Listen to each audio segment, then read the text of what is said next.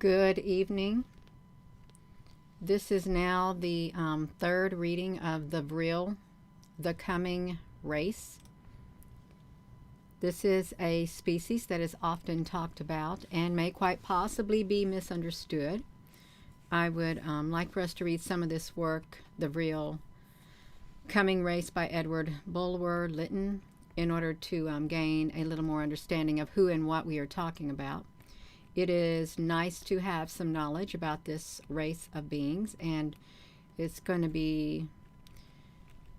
to shed some light on what the Vril actually is. And from what we've read so far, it's some type of substance that can be harnessed, it's like an energy that can be harnessed or something. It's really, really interesting. Let me do this right here. I'm going to come over here and we're going to read chapter 10. I don't know how far that we will get, but we're going to get to reading. Let me do this over here right now. Welcome. And tonight is the night of the full moon. Is it the cold moon? There might be some chance tonight to get the moon. I know the clouds are covering it right now, so I can't really go out there and get a good view of it. But that's all right. Chapter 10. Vril, the coming race, and they are a subterranean species, a race, subterranean. And it's not as hot inside the level that they're at, like some scientists have thought. Because there's actually wind and that blows through. Good airflow. Chapter 10. Kind to me as I found all in this household, the young daughter of my host was the most considerate and thoughtful in her kindness. At her suggestion, I laid aside the habiliments in which I had descended from the upper earth, and adopted the dress of the Vril Ya. With the exception of the artful wings which served them, went on foot as a graceful mantle. But as many of the Vril Ya, when occupied in urban pursuits, did not wear these wings, this exception created no marked difference between myself and the race among whom I sojourned, and I was thus enabled to visit the town without exciting unpleasant curiosity. Out of the household, no one suspected that I had come from the upper world, and I was but regarded as one of some inferior and barbarous tribe, whom Lynn entertained as a guest. The city was large in proportion to the territory around it, which was of no greater extent than many an English-Hungarian nobleman's estate. But the whole of it, to the verge of the rocks which constituted its boundary, was cultivated to the nicest degree, except where certain allotments of mountain and pasture were humanely left free to the sustenance of the harmless animals they had tamed, though not for domestic use. So great is their kindness toward these humbler creatures that a sum is devoted from the public treasury for the purpose of deporting them to other Vril Ya communities, willing to receive them, chiefly the new colonies, whenever they became too numerous for the pastures allotted to them in their native place. They do not, however, multiply to an extent comparable to the ratio at which, with us, animals bred for slaughter increase. It seems a law of nature that animals not useful to man gradually recede from the domains he occupies, or even become extinct. It is an old custom of the various sovereign states amidst which the race of the Vril Ya are distributed, to leave between each state a neutral and uncultivated border land. In the instance of the community I speak of, this tract, being ridge of savage rocks, was impassable by foot, but was easily surmounted whether by wings of the inhabitants or the airboats. Airboats. Airships. Of which I shall speak hereafter. Roads through it were also cut for the transit of vehicles impelled by Vril. Vril is a form of energy. They have transit of vehicles impelled by Vril. These intercommunicating tracks were always kept lighted, and the expense thereof defrayed by a special tax, to which all communities comprehended in the denomination of Vril Yah contribute in settled proportions. By these means, a considerable commercial traffic with other states, both near and distant, was carried on. The surplus wealth on this special community was chiefly agricultural. The community was also eminent for skill in constructing implements connected with the arts of husbandry. In exchange for such merchandise, it obtained articles more of luxury than necessities. There were few things imported on which they set a higher price than birds taught to pipe artful tunes in concert. These were brought from a great distance, and were marvelous for beauty of song and plumage. I understand that extraordinary care was taken by their breeders and teachers in selection, and their species had wonderfully improved during the last few years. I saw no other pet animals among the community except some very amusing and sportive creatures of the batrachian species, resembling frogs, but with very intelligent countenances, which the children were fond of and kept in their private gardens. They appear to have no animals akin to our dogs or horses, though that learned naturalist Z informed me that such creatures had once existed in those parts, and might now be found in regions inhabited by other races than the Vril Yah. Hello there, everyone. Thank you for joining, Star Kelly. Yeah. Can y'all hear me? I think you can. Hello, Melvin. We're reading the Vril, the coming race. It seems so far that Vril is a type of energy. Can you give me a thumbs up if you can hear me?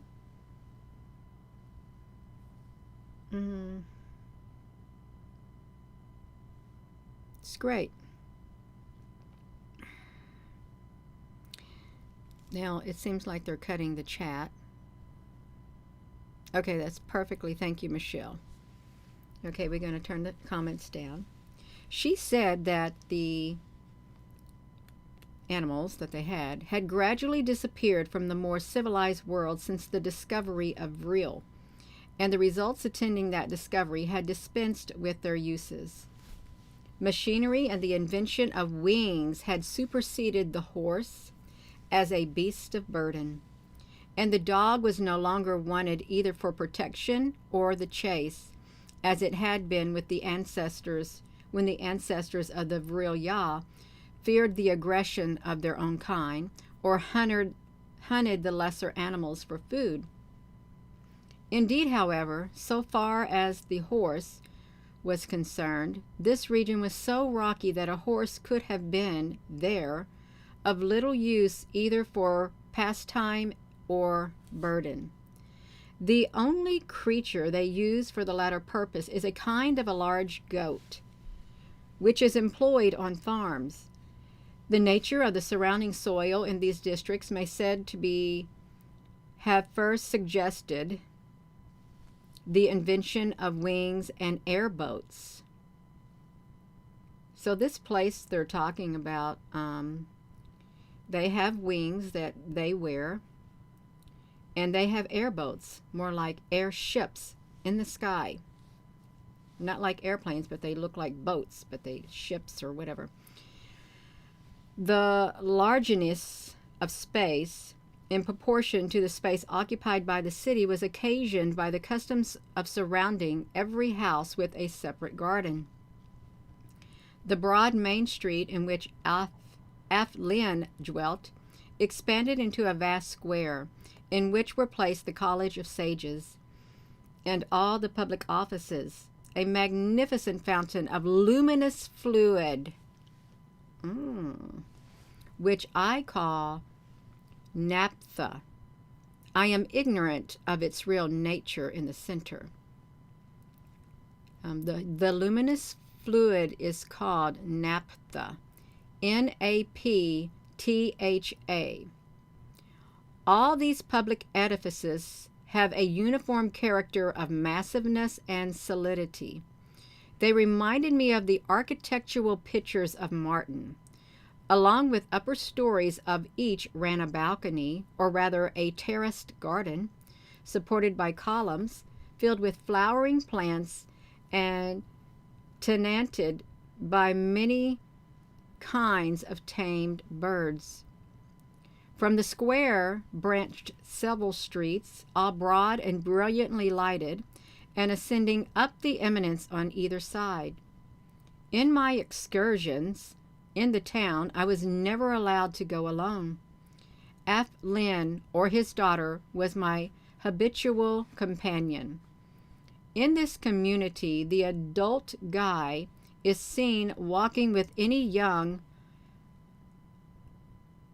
Arn. Did we call them the Arns? Hold on, you all. I'm going to see what we called them, because it's the A-N was not pronounced An. I think it was pronounced Arns. Let me see when we got to that. What chapter was that? I want to go back, you all, because it's I've already forgot how to pronounce them. The An. The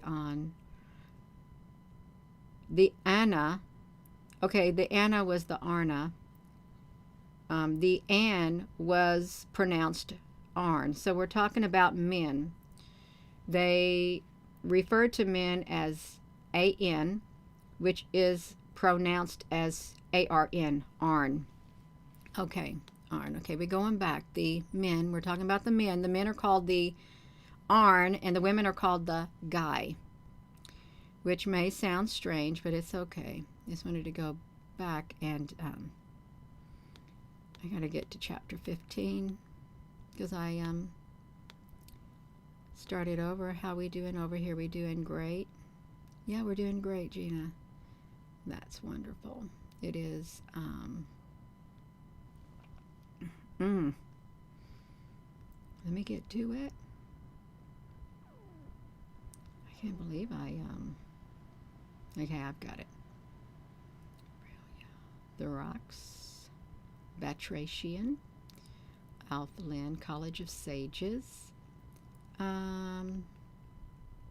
We already talked about the naphtha. Fn. Okay, we got it. Okay. In my excursions in the town, let me try to get to this. Hello. Hello, Danny, honey. In my excursions in the town, I was never allowed to go alone. Lynn, or his daughter, was my habitual companion. In this community, the adult guy, which is the woman, is seen walking with any young Arn, which is the male, the female. We got the male and the female and the male, as familiarly as if it were no difference of sex. Oh my gosh, this is not right. Yeah, any difference of sex. I hit the wrong button. The retail shops are not very numerous. The persons who attend on a customer are all children of various ages, and exceedingly intelligent and courteous, but without the least touch of importunity or cringing. The shopkeeper himself might or might not be visible. When visible, he seemed rarely employed on any matter connected with his professional business, and yet he had taken to that business from special liking for it, and quite independently of his general sources of fortune. The Arna of the community are, on the whole, an indolent set of beings after the active age of childhood. Whether by temperament or philosophy, they rank repose among the chief blessings of life. Indeed, when you take away from a human being the incentives to action which are found in cupidity or ambition, it seems to me no wonder that he rests quiet. In their ordinary movements, they prefer for the use of their feet other than their wings. But for their sports, or to indulge in a bold misuse of terms, their public promenades, they employ the latter. Also for aerial dances I have described, as well as for visiting their country places, which are mostly on lofty heights, and when still young they prefer their wings for travel into other regions in the Arna. To vehicular conveyances. So they got vehicles up there in the air and on the ground. Those who accustom themselves to flight can fly, if less rapidly than some birds, yet from 25 to 30 miles an hour, and keep up that rate for 5 or 6 hours at a stretch. But the Arna generally, on reaching middle age, are not fond of rapid movements requiring violent exercise. Perhaps for this reason, as they hold a doctrine which our own physicians will doubtless approve, viz., that regular transpiration through the pores of the skin is essential to health. They habitually use the sweating baths, to which we give the name Turkish or Roman, succeeded by douches of perfumed water. They have great faith in the salubrious virtue of certain perfumes. It is their custom also, at stated but rare periods, perhaps 4 times a year when in health, to use a bath charged with Vril. At this point, Vril is some type of a substance. I once tried the effect of the Vril bath. It was very similar in its invigorating powers to that of the baths at Gastein, Gastein, the virtues of which are ascribed by many physicians to electricity. But though similar, the effect of the Vril bath was more lasting. They consider that this fluid, sparingly used, is a great sustainer of life, but used in excess when in the normal state of health rather tends to reaction and exhausted vitality. For nearly all their diseases, however, they resort to it as the chief assistant to nature in throwing off their complaint. In their own way, they are the most luxurious of people, but all their luxuries are innocent. They may be said to dwell in an atmosphere of music and fragrance. Every room has its mechanical contrivances for melodious sounds, usually tuned down to a soft murmured note, which seems like sweet whispers from invisible spirits. They are too accustomed to these gentle sounds to find them a hindrance to conversation, nor when alone to reflection. But they have a notion that to breathe an air filled with continuous melody and perfume has necessarily an effect at once soothing and elevating upon the formation of character and the habits of thought. though so temperate, and with total abstinence from other animal food than milk, and from all intoxicating drinks, they are delicate and dainty to an extreme in food and beverage. And in all their sports, even the old exhibit a childlike gaiety. Happiness is the end at which they aim, not as the excitement of a moment, but as the prevailing condition of the entire existence.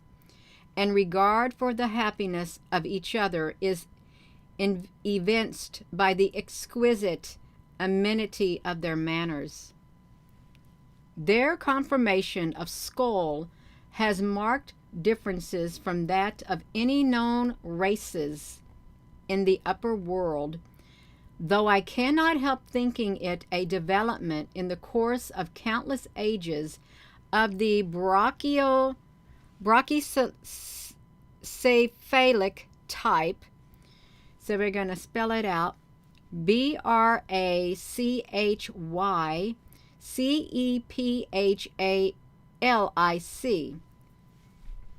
Brachiocephalic type of the age of stone in Lyell's Element of Geology on page 113. As compared with the Dolichocephalic, I gotta read it, I'm gonna spell it out: DOLICHOCEPHALIC, Dolichocephalic type of the beginning of the age of iron, correspondent with that now so prevalent among us and called the Celtic type. It has the same comparative massiveness of forehead, not receding like the Celtic, the same even roundness in the frontal organs, but it is far loftier in the apex and far less pronounced in the hinder cranial hemisphere, where phrenologists place the animal organs. To speak as a phrenologist, the cranium, common to the Vril has the organs of weight, number, tune, form, order, causality, very largely developed, that of construction much more pronounced than that of ideality. Those which are called the moral organs, such as conscientiousness and benevolence, are amazingly full. Amativeness and combativeness are both small. Adhesiveness large. The organ of destructiveness, of determined clearance of intervening obstacles, is immense, but less than that of benevolence. And their philoprogenitiveness takes rather the character of compassion and tenderness to things that need aid or protection than of the animal love of offspring. I never met with one person deformed or misshapen. The beauty of their countenances is not only in symmetry of feature, but in smoothness of surface, which continues without line or wrinkle to the extreme of old age, and a serene sweetness of expression, combined with that majesty which seems to come from consciousness of power and freedom of all terror, physical or moral. It is the very sweetness combined with the majesty which inspired in a beholder like myself, accustomed to strive with the passions of mankind, a sentiment of humiliation, of awe, of dread. It is such an expression as a painter might give to a demigod, a genius, or an angel, The males of the Vril are entirely beardless. The Gai, which are the females, sometimes in old age develop a small mustache. This is we're describing what the Vril look like. It's really interesting. How we doing over here? We're doing great. I was surprised to find that the color of their skin was not uniformly that which I had remarked in those individuals whom I first encountered, some being much fairer, and even with blue eyes and hair of a deep golden auburn, though still of complexions warmer or richer in tone than the persons in the north of Europe. I was told that this admixture of coloring arose from intermarriage with other and more distant tribes of the Vril, who, whether by the accident of climate or early distinction of race, were of fairer hues than the tribes of which the community formed one. It was considered that the dark red skin showed the most ancient family of Arna, but they attached no sentiment of pride to that antiquity, and, on the contrary, believed their present excellence of breed came from frequent crossing with other families differing, yet akin, and they encouraged such intermarriages, always provided that it be with the Vril nations which, not conforming their manners and institutions to those of Vril, nor indeed held capable of acquiring the powers over the Vril agencies, which it had taken them generations to attain and transmit, were regarded with more disdain than the citizens of New York regarded the...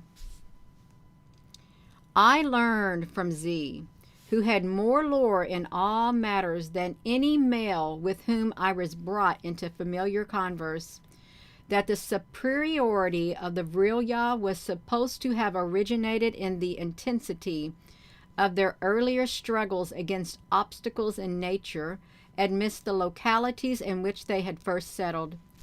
Wherever, said Z, moralizing, wherever goes on that early process in the history of civilization by which life is made a struggle, in which the individual has to put forth all his power to compete with his fellow, we invariably find this result, viz., since in the competition a vast number must perish, nature selects for preservation only the strongest specimens. With our race, therefore, even before the discovery of Vril, only the highest organizations were preserved. And there is among our ancient books a legend, once popularly believed, that we were driven from a region that seems to denote the world you come from, in order to perfect our condition and attain to the purest elimination of our species by the severity of the struggles our forefathers underwent. And that, when our education shall become finally completed, we are destined to return to the upper world and supplant all the inferior races now existing within.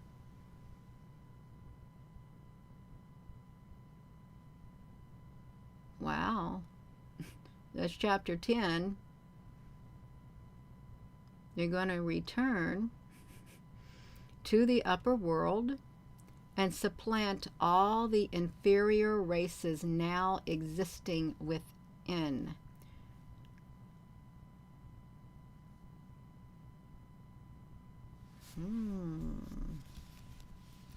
This is really interesting, you all. If I do say so myself, it's quite interesting. I'm trying to get this thing to turn over. Gina, will you please quit? I can't see the comments. Okay. Now, Af Lin and Z often converse with me in private upon the political and social conditions of the upper world, in which Z so philosophically assumed that the inhabitants were to be exterminated one day or another by the advent of the Vril. They found in my accounts, in which I continued to do all I could without launching into falsehoods so positive that they would have been easily detected by the shrewdness of my listeners, to present our powers and ourselves in the most flattering point of view, perpetual subjects of comparison between our most civilized populations and the meaner subterranean races which they considered hopelessly plunged into barbarianism and doomed to gradual, if certain, extinction. But they both agreed, desiring to conceal from their community all premature opening into the regions lighted by the sun. My screen just got dark. I need to change the lighting on my screen. Hold on one second. It turned orange on me because the night stuff has flipped on. Let me turn it off. Let me get this. Okay, got off the night settings because I got to be able to see it, you all. You do, Gina? Of course I do. I want to see it. So we're talking about they want to conceal from their community all premature opening into the regions lighted by the sun. Both were humane and shrunk from the thought of annihilating so many millions of creatures. And the pictures I drew of our life, highly colored as they were, saddened them. In vain I boasted of our great men, poets, philosophers, orators, generals, and defied the Vril to produce their equal. Alas, said Z, this predominance of the few over the many is surest and most fatal sign of a race incorrigibly savage. See you not that the primary condition of mortal happiness consists in the extinction of that strife and competition between individuals, which, no matter what forms of government they adopt, render the many subordinate to the few, destroy real liberty to the individual, whatever may be the nominal liberty of the state, and annul that calm of existence, without which felicity, mental or bodily, cannot be attained? Our notion is that the more we can assimilate life to the existence which our noblest ideals can conceive to be that of spirits on the other side of the grave, why, the more we approximate to a divine happiness here, and the more easily we glide into the conditions of being hereafter. For surely all we can imagine of the life of gods or of blessed immortals supposes the absence of self-made cares and contentious passions, such as avarice and ambition. It seems to us that it must be a life of serene tranquility, not indeed without active occupations to the intellectual or spiritual powers, but occupations of whatsoever nature they be, congenial and idiosyncrasies of each, not forced and repugnant, a life gladdened by the untrammeled interchange of gentle affections, in which the moral atmosphere utterly kills hate and vengeance, and strife and rivalry. Such is the political state to which all tribes and families of the Vril seek to attain, and toward that goal all our theories of government are shaped.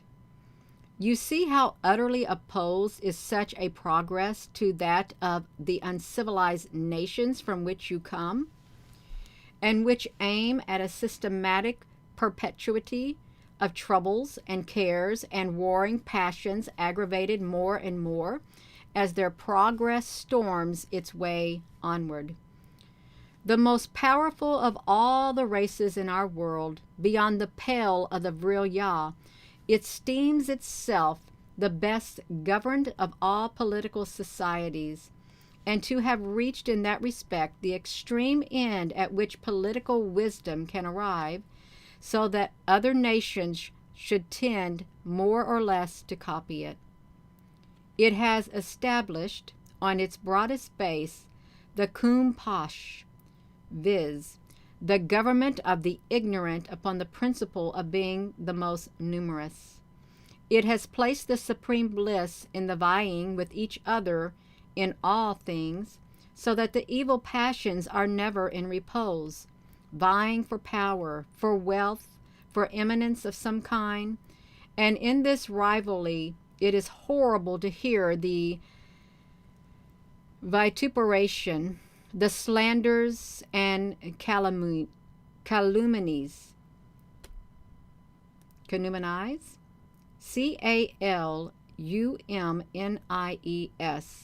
which even the best and mildest among them heap on each other without remorse or shame. Some years ago, said Aflin, I visited this people, and their misery and degradation were the more appalling because they were always boasting of their felicity and grandeur as compared with the rest of their species. And there is no hope that this people, which evidently resembles your own, can improve, because all their notions tend to further deterioration.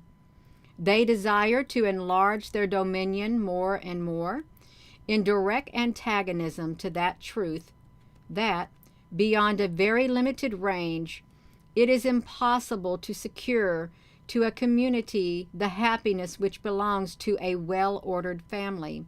And the more they mature a system by which a few individuals are heated and swollen to a size above the standard slenderness of the millions, the more they chuckle and exact and cry out, see by what great exceptions to the common littleness of our race we prove the magnificent results of our system.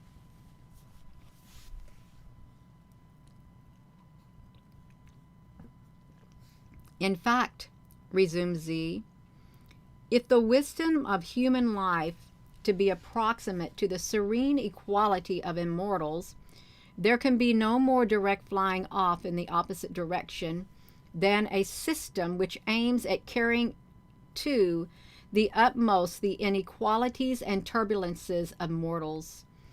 Nor do I see how, by any form of religious belief, mortals, so acting, could fit themselves even to appreciate the joys of immortals to which they still expect to be transferred by the mere act of dying.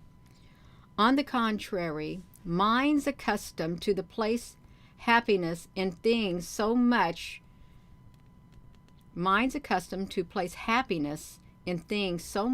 the reverse of godlike would find the happiness of gods exceedingly dull, and would long to get back to a world in which they could quarrel with each other. How we doing? That was chapter 15. I had a lot of information on it. You all just tuning in.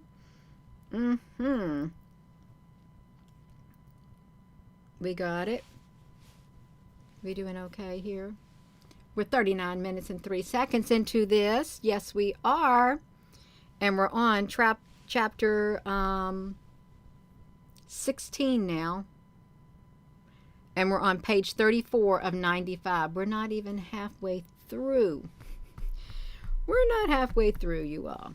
But we're on chapter 16. I have spoken so much of the Vril staff that my reader may expect me to describe it. This I cannot do accurately, for I was never allowed to handle it for fear of some terrible accident occasioned by my ignorance of its use. So they're talking about the Vril. They're talking about the Vril that is in a staff, is what he's talking about. And he's saying that he was never allowed to handle it for fear of some terrible accident because it's very powerful. He'd be too ignorant to use it. A staff with Vril energy in it. Okay, this is really interesting. And I have no doubt that it requires much skill and praxis in exercise of its various powers. Oh, it's a powerful staff. It is hollow and has in the handle several stops, keys, or springs by which its force can be altered, modified, or directed, so that by one process it destroys, by another it heals, by one it can rend the rock, by another disperse the vapor, by one it affects bodies, by another it can exercise a certain influence over minds. It is usually carried in the convenient size of a walking staff. The convenient size of a walking staff. A Vril staff. This is really interesting. But it has slides by which it can be lengthened or shortened at will. When used for special purposes, the upper part rests in the hollow of the palm, while the fore and the middle fingers are protruded. I like that.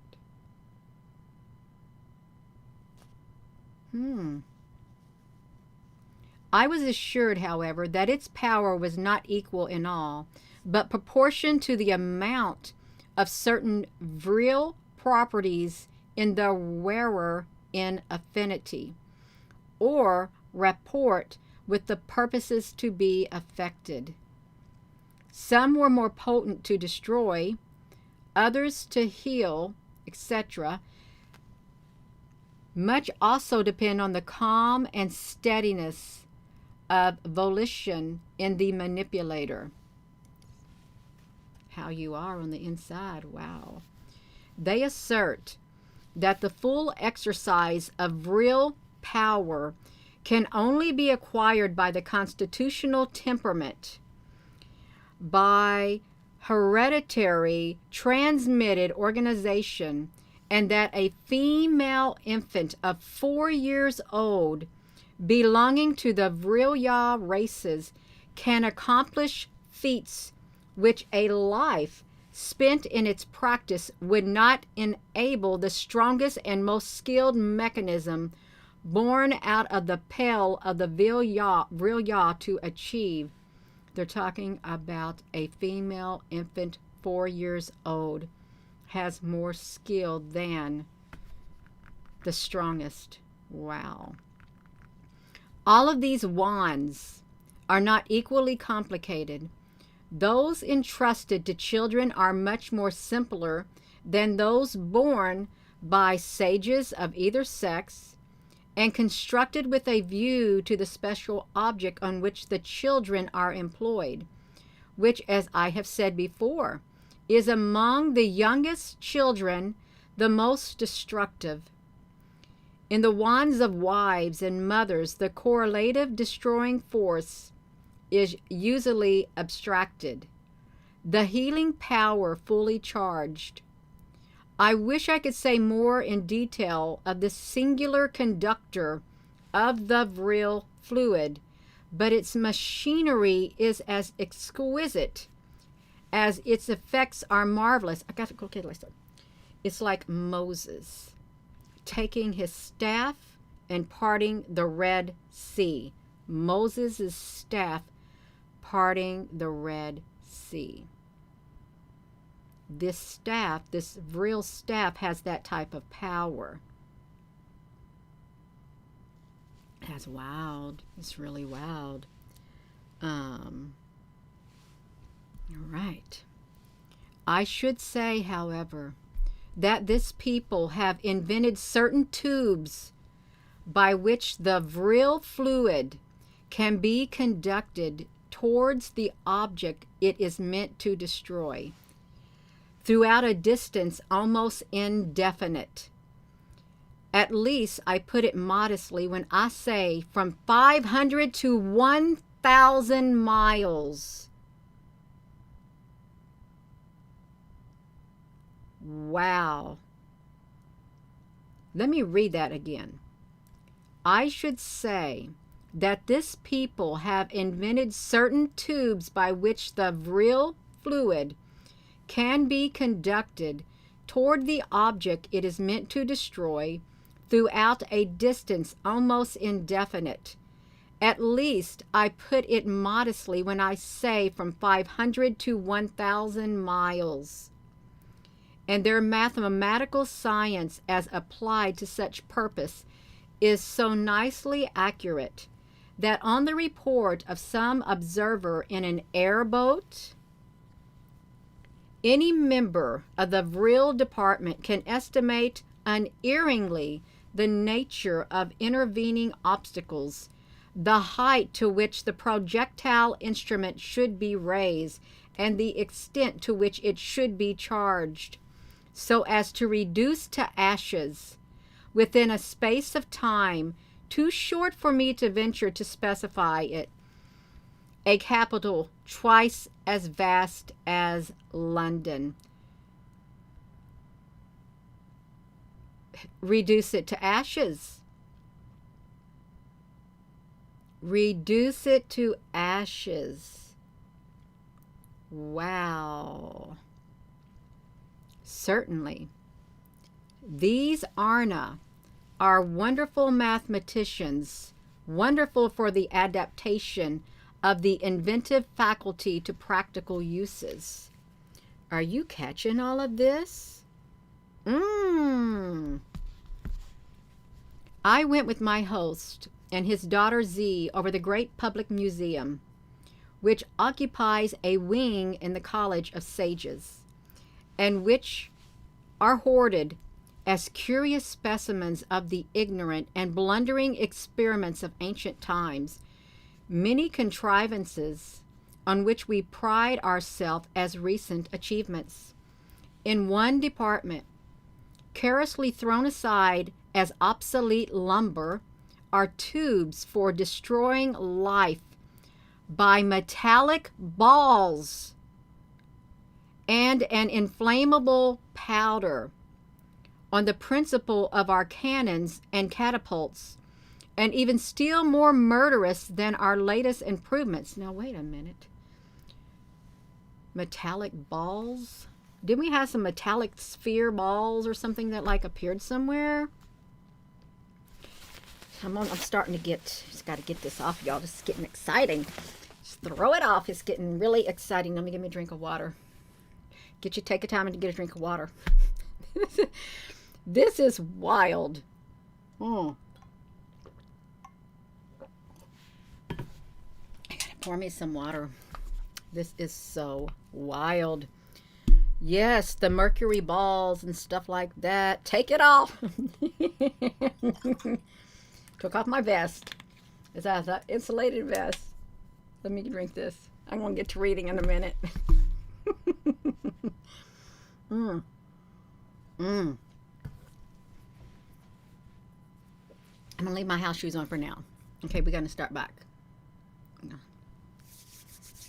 They're in the College of Sages. They're in a museum-like thing, in a department. My host spoke of these with a smile of contempt, such as an artillery officer might bestow on the bows and arrows of the Chinese. In another department, there were models of vehicles and vessels worked by steam, and of an air balloon which might have been constructed by Montgolfier. Such, said Z, with an air of meditative wisdom, Such were the feeble triflings with nature of our savage forefathers, ere they had even a glimmering perception of the properties of Vril. This young guy, we're talking about the female species, they're called the GY, and it's pronounced guy, was a magnificent specimen of the muscular force to which the females of her country attain. Her features were beautiful, like those of all her race. Never in the upper world have I seen a face so grand and so faultless, but her devotion to the severer studies had given to her countenance an expression of abstract thought which rendered it somewhat stern when in repose, and such a sternness became formidable when observed in connection with her ample shoulders and lofty stature. She was tall, even for a guy, and I saw her lift up a cannon as easily as I could lift a pocket pistol. Z inspired me with a profound terror, a terror which increased when we came into a department of the museum appropriated to models of contrivances worked by the agency of Vril. For here, merely by a certain play of her Vril staff, she herself standing at a distance, she put into movement large and weighty substances. She seemed to endow them with intelligence, and to make them comprehend and obey her command. She set complicated pieces of machinery into movement, arrested the movement or continued it until within an incredibly short time, various kinds of raw material were reproduced as symmetrical works of art, complete and perfect. Whatever effect mesmerism or electrobiology produces over the nerves of muscles of animated objects, this young guy produced the motions of her slender rod over the springs and wheels of lifeless mechanism. When I mentioned to my companions my astonishment at this influence over inanimate matter, while owning that in our world I had witnessed phenomena which showed that over a certain living organism, certain other living organizations could establish an influence genuine in itself, but often exaggerated by the credulity or craft. Z, who was more interested in such subjects than her father, bade me stretch forth my hand, and then, placing it beside her own, she called my attention to certain distinctions of type and character. In the first place, the thumb of Guy, and as I afterward noticed, her thumb, of all that race, male or female, was much larger, at once longer and more massive than is found with our species above the ground. There is almost in this as great a difference is there between the thumb of a man and that of a gorilla. Secondly, the palm is proportionately thicker than ours, the texture of the skin infinitely finer and softer. Its average warmth is greater.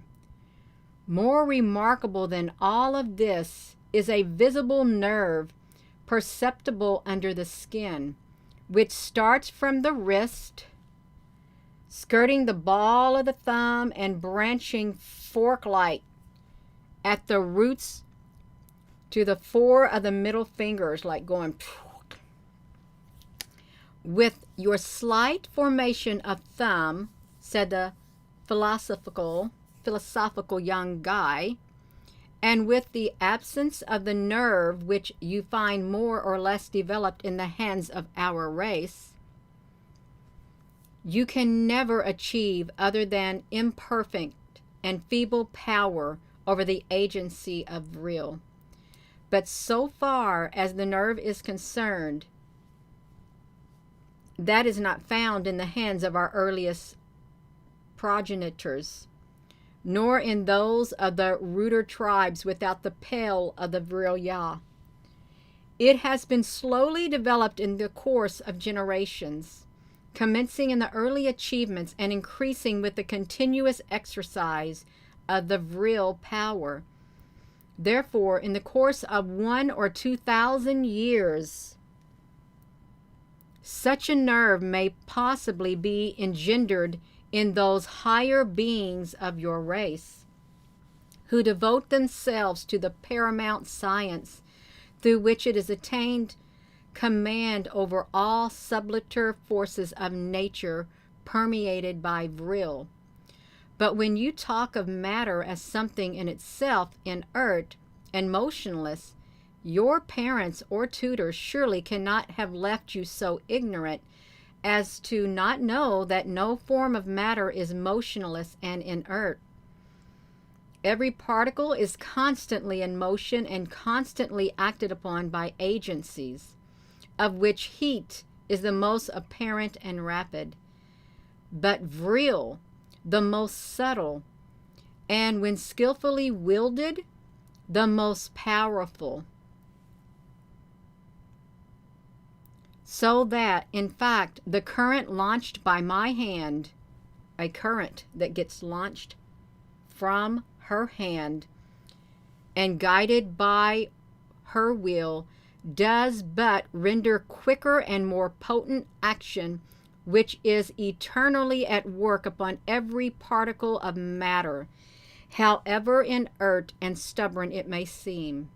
If a heap of metal be not capable of originating a thought of its own, yet through its eternal susceptibility to movement, it obtains the power to receive the thought of the intellectual agent at work on it, by which,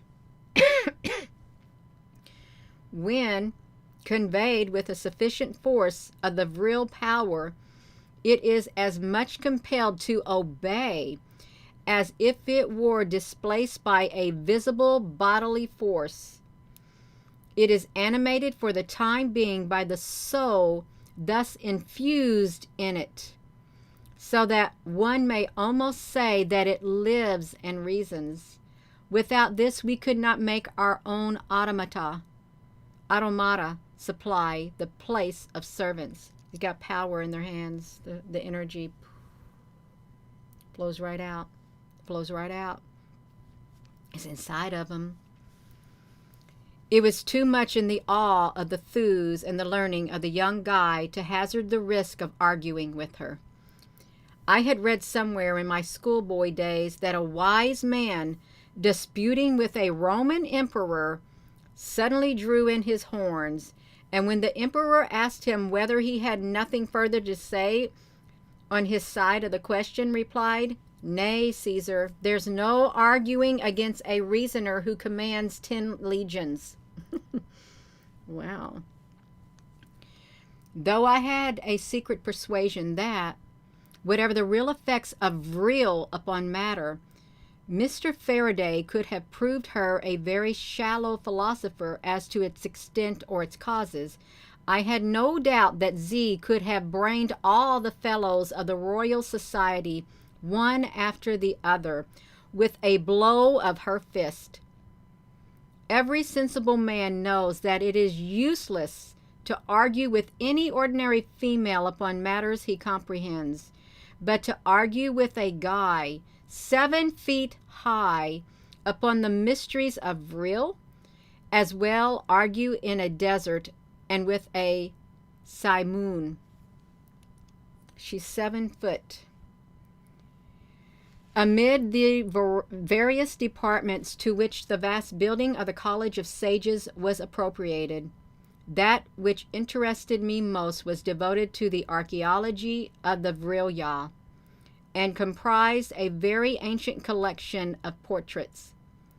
In these pigments and groundwork employed were so durable a nature that even pictures said to be executed at dates as remote as those of the earliest annals of the Chinese retain much freshness of color. And in examining this collection, two things especially struck me.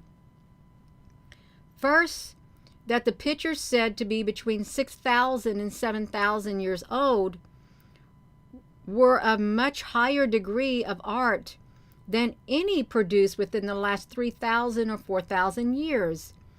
And second, the portraits within the former period much more resembled our own upper world and European types of countenance. Some of them indeed reminded me of the Italian heads which look out from the canvases of Titian, Titian, speaking of ambition or craft, of care or of grief, with furrows in which the passions have passed with iron plowshare. These were the countenances of men who had lived in struggle and conflict before the discovery of the latent forces of Vril had changed the character of society. Men who had fought with each other over power or fame as we in the upper world fight. The type of face began to evince a marked change about 1,000 years after the Vril Revolution, becoming then with each generation more serene, and in that serenity more terribly distant from the faces of laboring and sinful men, while in proportion as the beauty and the grandeur of the countenance itself became more fully developed, the art of the painter became more tame and monotonous. But the greatest curiosity in the collection was that of 3 portraits belonging to the prehistorical age. According to mythical tradition, taken by the orders of a philosopher whose origin and attributes were as much mixed up with symbolical fable as those of an Indian Buddha or Greek Prometheus. From this mysterious personage, at once a sage and a hero, all the principal sections of the Vril race pretend to trace to a common origin. Hello. Are we doing good over here in the live stream? I hope we are.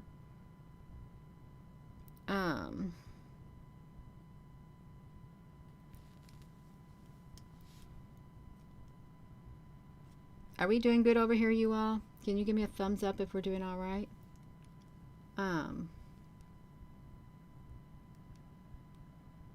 Hello. Okay, perfect.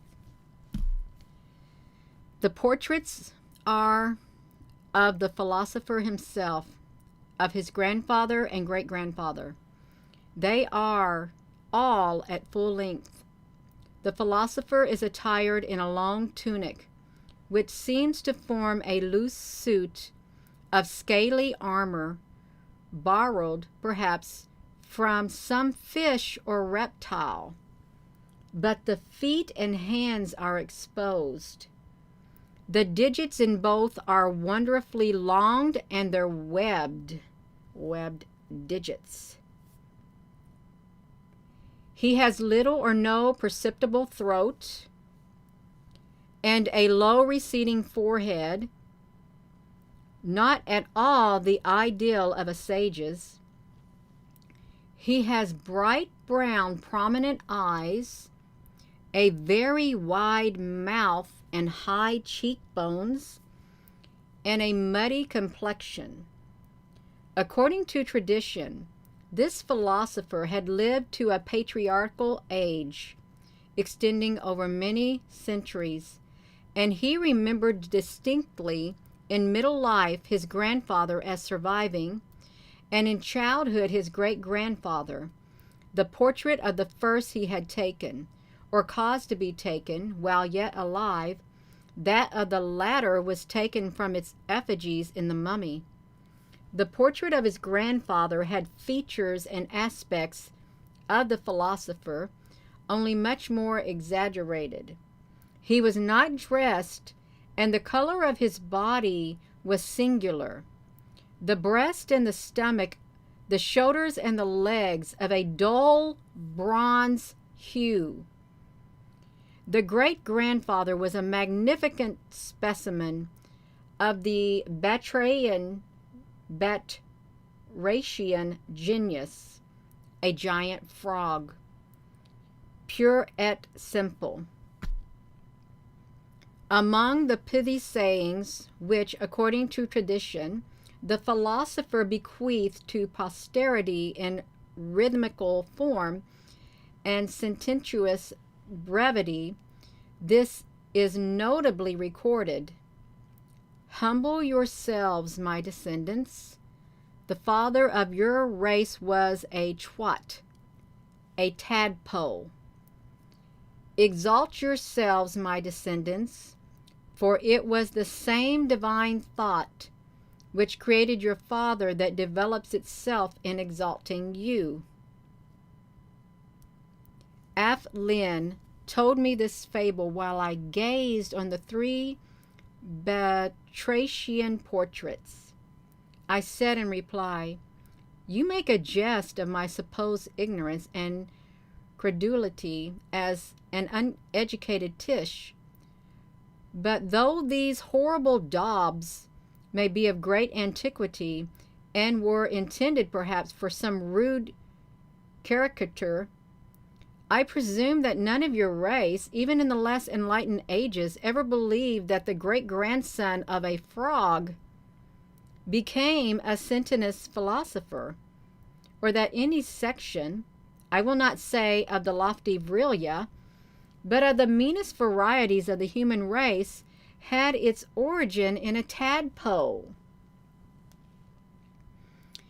"Pardon me," answered Aflin, "in what we call the wrangling or philosophical period of history, which was at its height about 7,000 years ago, there was a very distinguished naturalist who proved to the satisfaction of numerous disciples such analogical and anatomical agreements in structure between Arn, is that what we called it? The Arn? And a frog, as to show that out of the one must have developed the other. They had some diseases in common. They were both subject to the same parasitical worms in the intestines, and strange to say, the Arns has in his structure a swimming bladder, no longer of any use to him, but which is rudiment that clearly proves his descent from a frog. Nor is there any argument against this theory to be found in the relative difference of size, for there are still existence in our world frogs of a size and stature not inferior to our own, and many thousand years ago they appear to have been still larger."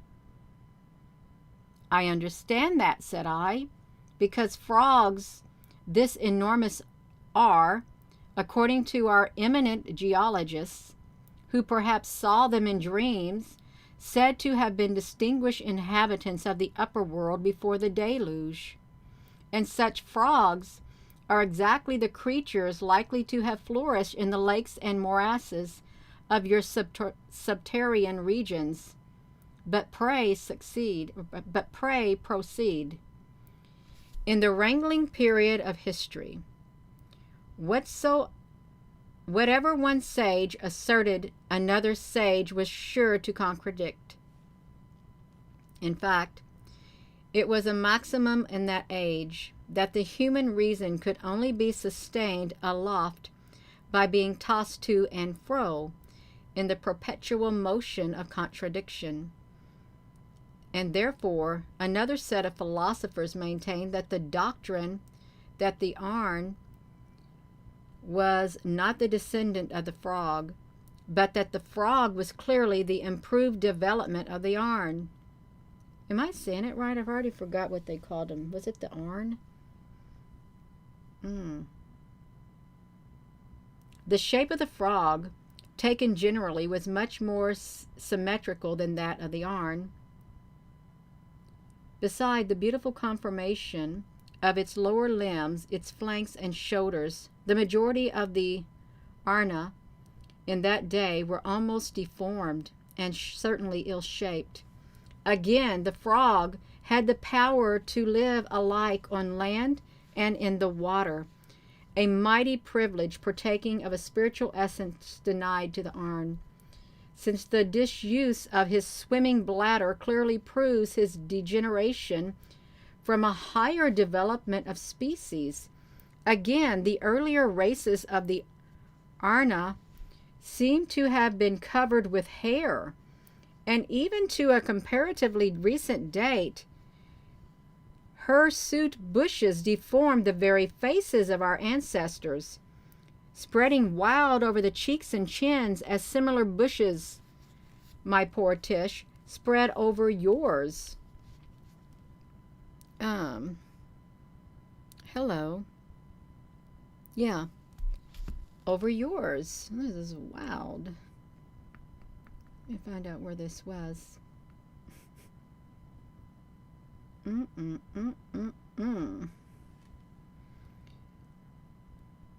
shouldn't have looked at that. But the object of the higher races of the Arna, or the Arns, I forgot how, I don't know how to pronounce it now, through countless generations, has been to erase all vestige of connection with hairy vertebrata, and they have gradually eliminated the debasing capillary excrement by the law of sexual selection. The Gyee naturally preferring youth or the beauty of smooth faces, but the degree of the frog in the scale of the vertebrata is shown in this, that he has no hair at all, not even on his head. He was born to that hairless perfection which most beautiful of the Arna, or the Arns, despite his culture of incalculable ages, have not yet attained. The wonderful complication and delicacy of a frog's nervous system. Now, you know what they had us do in school. You dissected a frog. Why did they choose a frog to do the dissecting? You ever took the class and that's the one thing they did have, a frog? Yet the wonderful complication and delicacy of a frog's nervous system and arterial circulation were shown by this school to be more susceptible of enjoyment than our inferior, or at least simpler, physical frame allows us to be. The examination of a frog's hand, if I may use that expression, accounted for its keener susceptibility to love and to social life in general. In fact, gregarious and amatory as are the Arna, frogs are still more so. In short, these two schools raged against each other, one asserting that the Arns to be perfected type of the frog, and the other that the frog was the highest development of the Arns. The moralists were divided in opinion by the naturalists, but the bulk of them sided with the frog preference school. They said with much plausibility that in moral conduct, viz., in inherence of rules best adapted to the health and welfare of all individual and community, there could be no doubt of the vast superiority of the frog. All history showed the wholesale immorality of the human race, the complete disregard, even by the most renowned amongst them, of the laws which they acknowledged to be essential to their own and general happiness and well-being. But the severest critic of the frog race could not detect in their manners a single aberration from the moral law tacitly recognized by themselves. And what, after all, can be the profit of civilization if superiority in moral conduct be not in the aim for which it strives, and the tests by which its progress should be judged? Hello. Nimrod, the beast of Revelation. I'm going to try to see. I'm on page 34 of 35. I keep forgetting how to pronounce those one things. I really do. I want to know how to pronounce it. I need to write it down. I really do. I'm taking a moment because the Arna. Okay. The Arn. Okay, I got it right. I was saying it right. So if it says A-N, it is pronounced A-R-N. If it's A-N-A, it's pronounced Arna. They're talking about men. Men are called the Arn, and women are called the Guy. Okay, what did I say? Page 34 of something is where I was. I got to get back to where I was. Because the Arna. The Arn. 14, 34.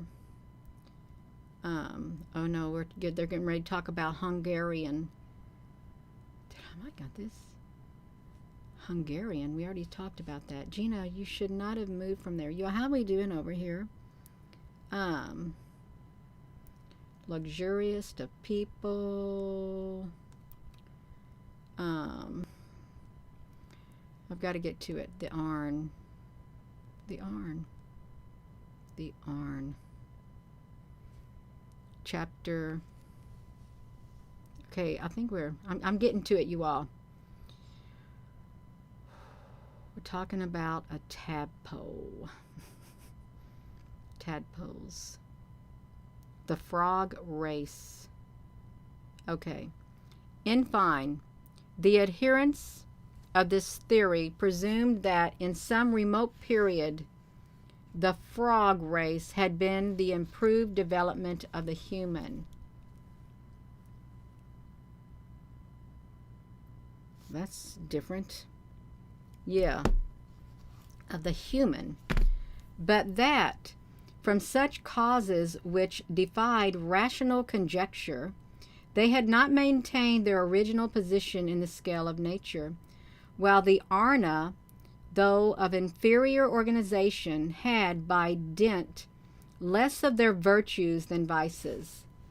Such a ferocity and cunning gradually acquired ascendancy much among the human race itself. Tribes utterly barbarous have, by superiority in similar vices, utterly destroyed or reduced into insignificance tribes originally excelling them in mental gifts and culture.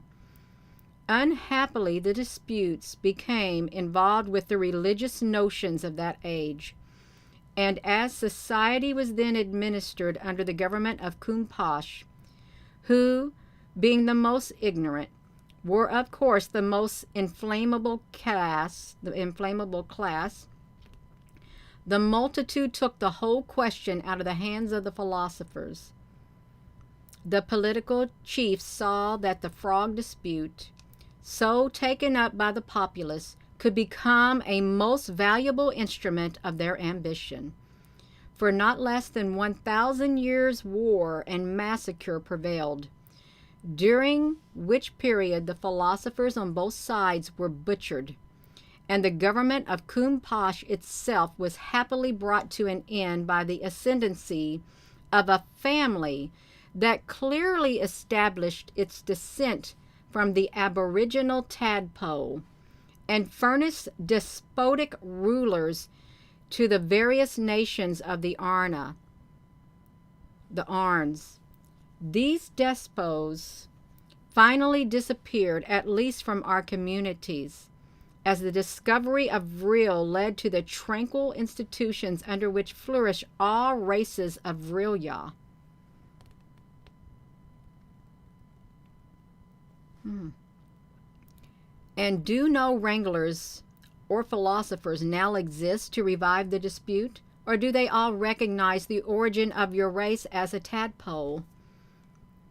Nay, such disputes, said Z, with a lofty smile, belong to the pabod of the Dark Ages, and now only serve for the amusement of infants. When we know the elements out of which our bodies are composed, elements in common with the humblest vegetable plants, can it signify whether the all-wise combined those elements out of one from more than another, in order to create that in which he has placed the capacity receive the ideal of himself, and all the varied grandeurs of intellect to which that idea gives birth.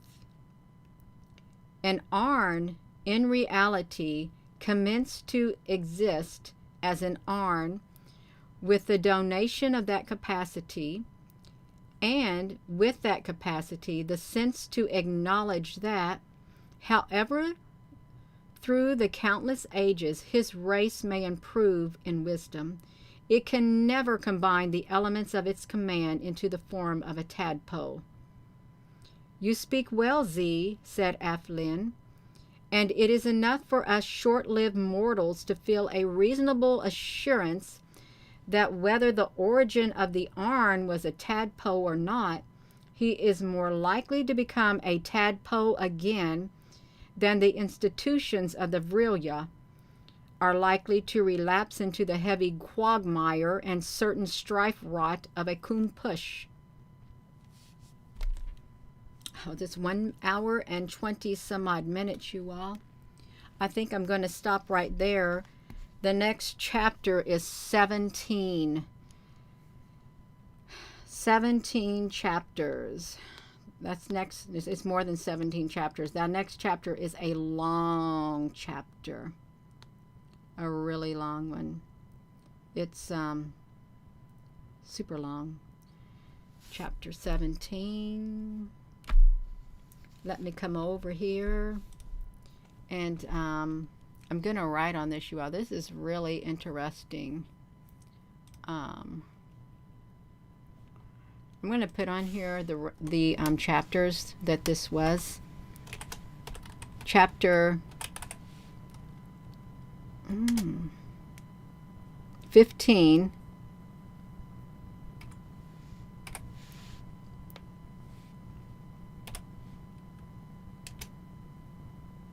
How many chapters did I read? Don't tell me that was just one chapter. 15 and 16? That cannot be, you all. Let me put this back to me. Chapter 7. Let me see this. That was 2 long chapters. If that was just 2 chapters... No. Let me see this. The frog. That was a long chapter. It was really long. So it was 16. And 15.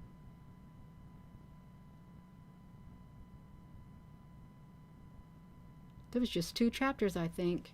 I guess it was 15 through 16. They were super long. I didn't realize it. They got their Vril staff. Their staff had so much energy in it. I guess it was 15 through 16. It was chapters 15 through 16. They were really long, but it had a whole lot of information in it. We're going to see it. See? The coming race. Let me walk over here, you all. If you just tuning in. Let me see something. What was this one's to say? Yep, that's what it was. It was one great big long chapter. And this one's going in a podcast too. want to make sure this goes in the podcast. If y'all can look down here. Streaming category, playlist. It's got to go into the podcast right there. Story time with Gina. I forgot to put it in its podcast. You're hungry? Well, that's fine. That's fine, you all. I am going to go. It's almost 10 o'clock at night. Thank you all. We're going to finish this. It may take a while, but it's really interesting. It seems like right now that the Vril is some type of energy that you can wield power, kind of like a dragon, whoop the dragon, Dragon Ball Z. You can take fire and go poof. You can have the energy or whatever coming out of your staff, and it could grow. It could go up to 500 to 1,000 miles and destroy a city with just their staff. It's pretty remarkable. So I am going to go. Please give this video a thumbs up. This is now the third video in this podcast, Vril, the coming race. And they said when they gain the knowledge that they are supposed to gain, they're going to come to the surface and they're going to get rid of the lesser species.